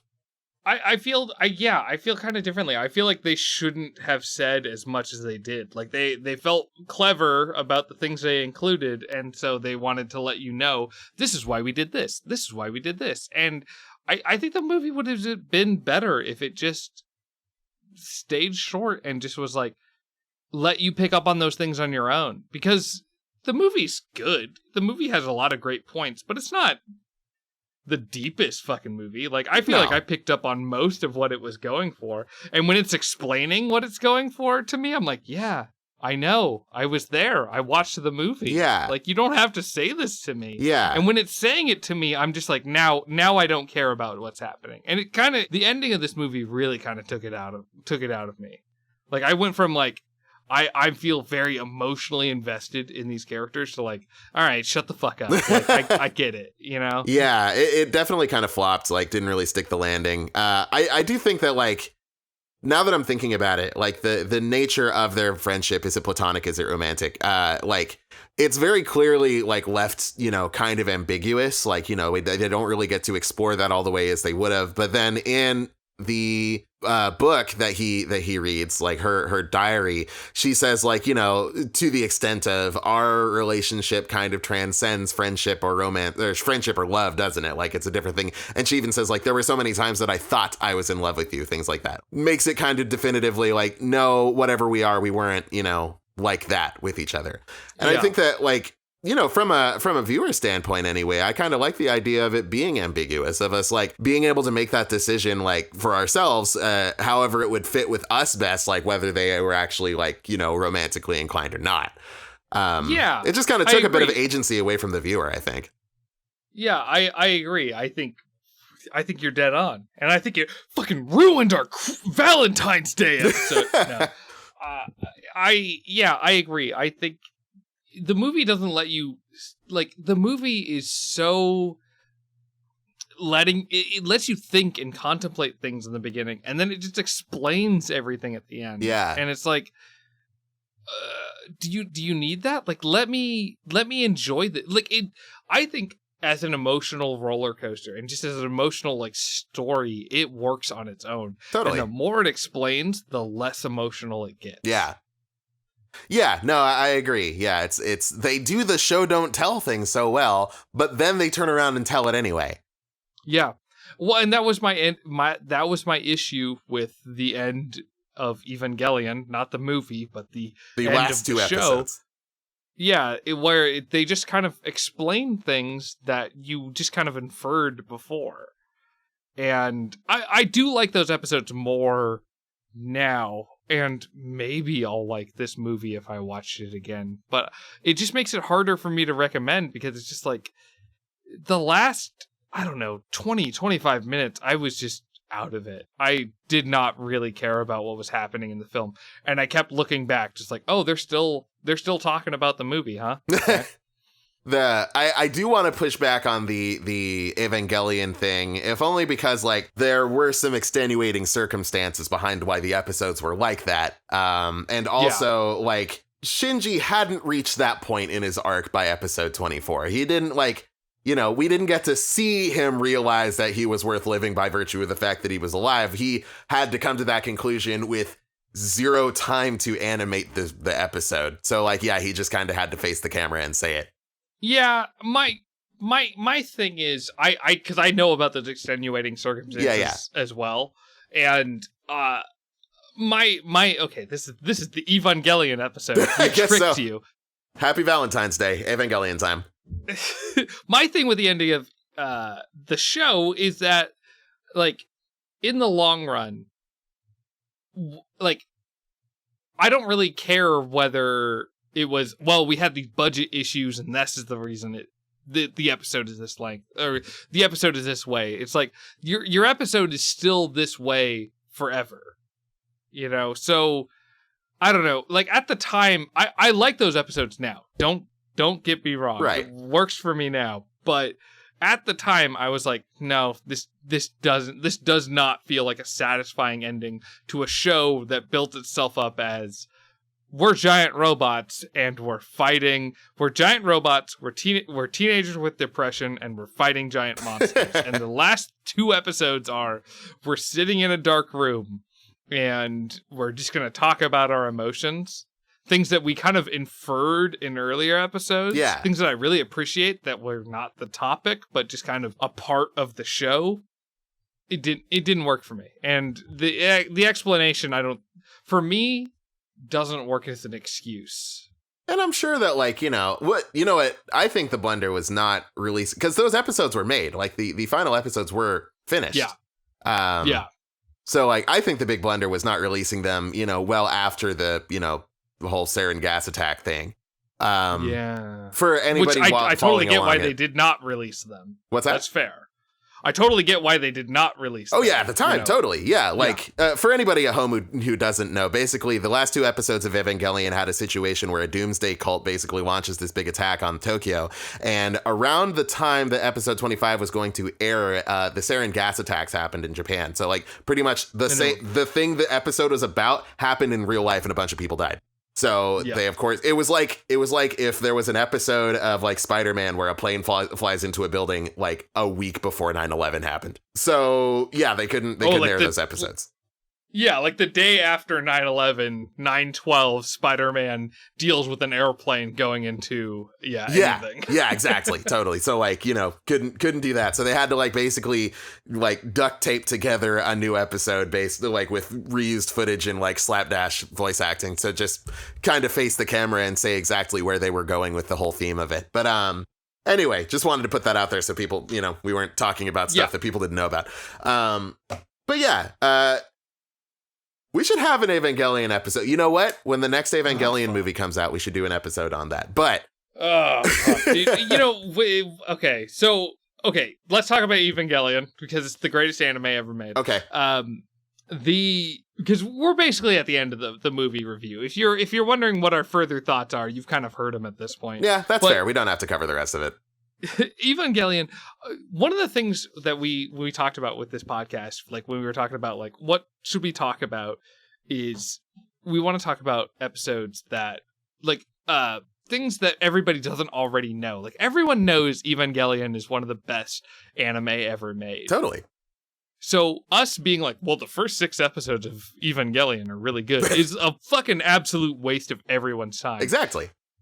That said, dude, I want to talk about Evangelion so bad. You know what? If you want to do like basically like what we did with Chainsaw Man, how about, okay, all right, I got a proposition. At some point, Evangelion 4.0, you will parentheses not and parentheses whatever. It's going to come out. We should watch that. And then we should also watch the 26 episodes and end of Evangelion and just have a whole Evangelion master episode. Like everything Evangelion. We'll buy the fucking Gendo Ikari toothpaste and coffee mugs. Oh, the razor blade? Absolutely. The razor blades, yeah. The Ava O2 coffee mugs and like the whole thing. We'll do it. We'll get everything. Absolutely. Yeah, no, I'm on board. Once you said doing everything, I just imagined action button reviews, and that's my current obsession. So yes, let's talk about all of Evangelion. Yep, 6-hour-long podcast. Get ready. Yeah, fucking, oh my god. Oh my god. Yeah. Anyways, to bring it all back home. Yeah.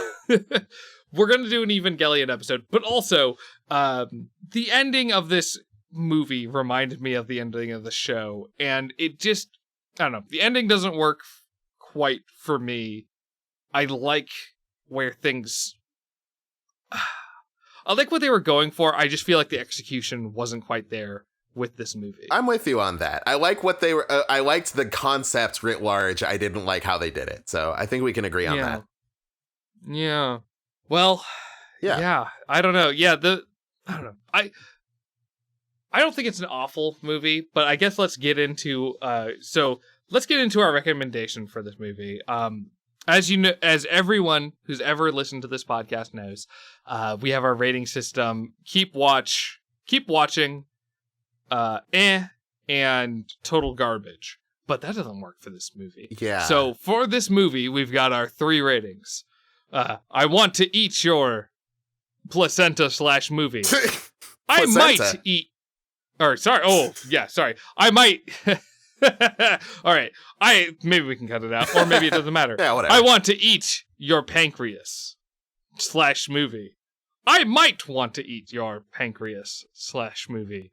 I don't want to eat your pancreas/movie. And where do you fall on that scale? I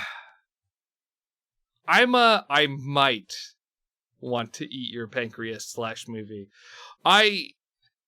I don't hate this movie, and I think it's pretty good, and I think if I showed it to my girlfriend Bernadette, she might think it's really sad and enjoy it. But I don't know. It just doesn't hit me in the way that I wanted it to. Yeah. Yeah, I'm in about the same boat. I'm in a I might want to eat your pancreas at some point, but I had kind of a late lunch and I'm not that hungry right now, and it doesn't sound that appealing. Like, yeah, I don't know. There's a lot nice to say about it. The characters are great. It's very pretty. The music's fun.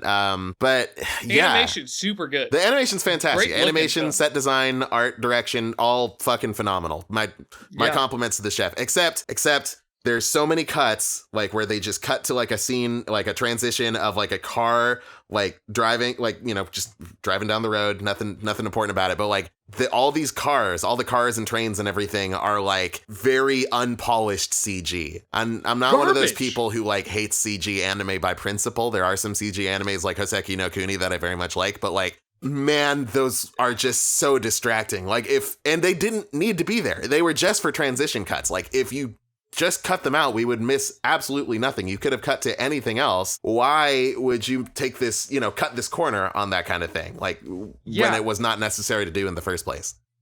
Yeah, I shouted garbage. Those shots are terrible. Yeah. They are so bad. Like the whole movie looks excellent, and then it's like, here's a CG car in case you guys needed it. It's like, no, we didn't need this car. Like I can get why you did it, but I wish you didn't. Yeah. I feel like that's kind of the bottom line of a lot of how I feel about this movie. Is like, I get why you did it, I wish you didn't. There was a lot going for it, but it just didn't quite. It did not stick the landing for me. There was a lot that was left to be desired, I guess. So perfectly fine. A lot of people clearly like it more than than we do, it sounds. Yeah. So some people really like that plot twist. I guess I'm not one of them. I guess. I don't know. I'm really over, like, personally, I'm really over the whole, like, life is unpredictable. We could all die at any time. People just get stabbed in the street every day. Fuck, it's so real out here. Like, I'm over it. Like, I've seen it enough times. I've seen it done better than this, you know? Like, you could have done so much more with that, I think. Yeah. Yeah. Yeah. It's, I don't know. It just didn't, it didn't work for me either. But it's not an awful movie. Like, if you had to show somebody somebody who wasn't an anime fan, an anime movie, and you showed them this, I don't think they'd hate it. No. Yeah, I agree. There's a lot more anime movies that I'd show them before this one, but yeah. Well, okay, we got our ratings out there. We got all our good stuff out there. Mm-hmm. Let's get some plugs out there. Bakari, how can people find the cool stuff that you do? You can go ahead and follow me on my Twitter at Bakfu, BAKFUU, and I have a SoundCloud. If you really just loved the music that you heard at the beginning and end of this episode and want to hear more of it, you can go over to my SoundCloud, soundcloud.com/Octomammoth, spelled how it sounds. Yeah. Well, and I gotta say, I always love the music for this podcast. I know I said it last time, but it makes me so happy, like, hearing the music, like, for our podcast. I'm like, oh yeah, I know what this is. Yeah, I'm especially a big fan of the, like, fading out into the music kind of thing. It just kind of gives me the warm fuzzies. Oh, it's so satisfying. Yeah, absolutely. If you're interested in following this guy, Stew, you can jump on Twitter and go to Hentai Pizza Lord. I post sometimes about this podcast, and if you're like, what the fuck? You guys said you guys were doing Jujutsu Kaisen and you did a Valentine's episode instead? Well, if you followed me on Twitter, you'd know that this is what we're doing. Did you post about this? I will post about this. Ah, perfect. Smart stuff. Yeah, no, I just wanted to make sure we got our recordings in first. There you go. Yeah, so we'll do that, and like we said last episode, next episode will be on Jujutsu Kaisen. Yep. So, or Jujutsu Kaisen, the spelling is strange, but I'm excited all the same. Yep. Yeah, it's gonna be a good time. That show's a real looker. I like a lot of what Studio Mappa does, so I'm looking forward to that. Yeah, no, it'll be good. And it's nice to have a little breather between Studio Mappa and Chainsaw Man. You know, we all needed this episode. Totally. Whether you wanted it or not. Yeah. A different kind of senseless death. Exactly. All right. Well, good night, everybody. Enjoy. I hope you enjoyed our podcast. Happy Valentine's Day. Hope you're doing whatever you like to do on Valentine's Day. Yeah. Yeah. Take it easy. No, relationship or no, enjoy yourself. Yeah. Have a good time. Totally. You're valid. You're great. Play some Final Fantasy 14. Order a pizza. Eat it all yourself. Who cares? It's COVID. Do what makes you happy. Yeah, exactly. Enjoy yourself. You're great. Have a good time. And enjoy this outro. Yeah. Here we go. Oh, we're probably fading out. Okay, perfect. Yeah, we are. No, I'm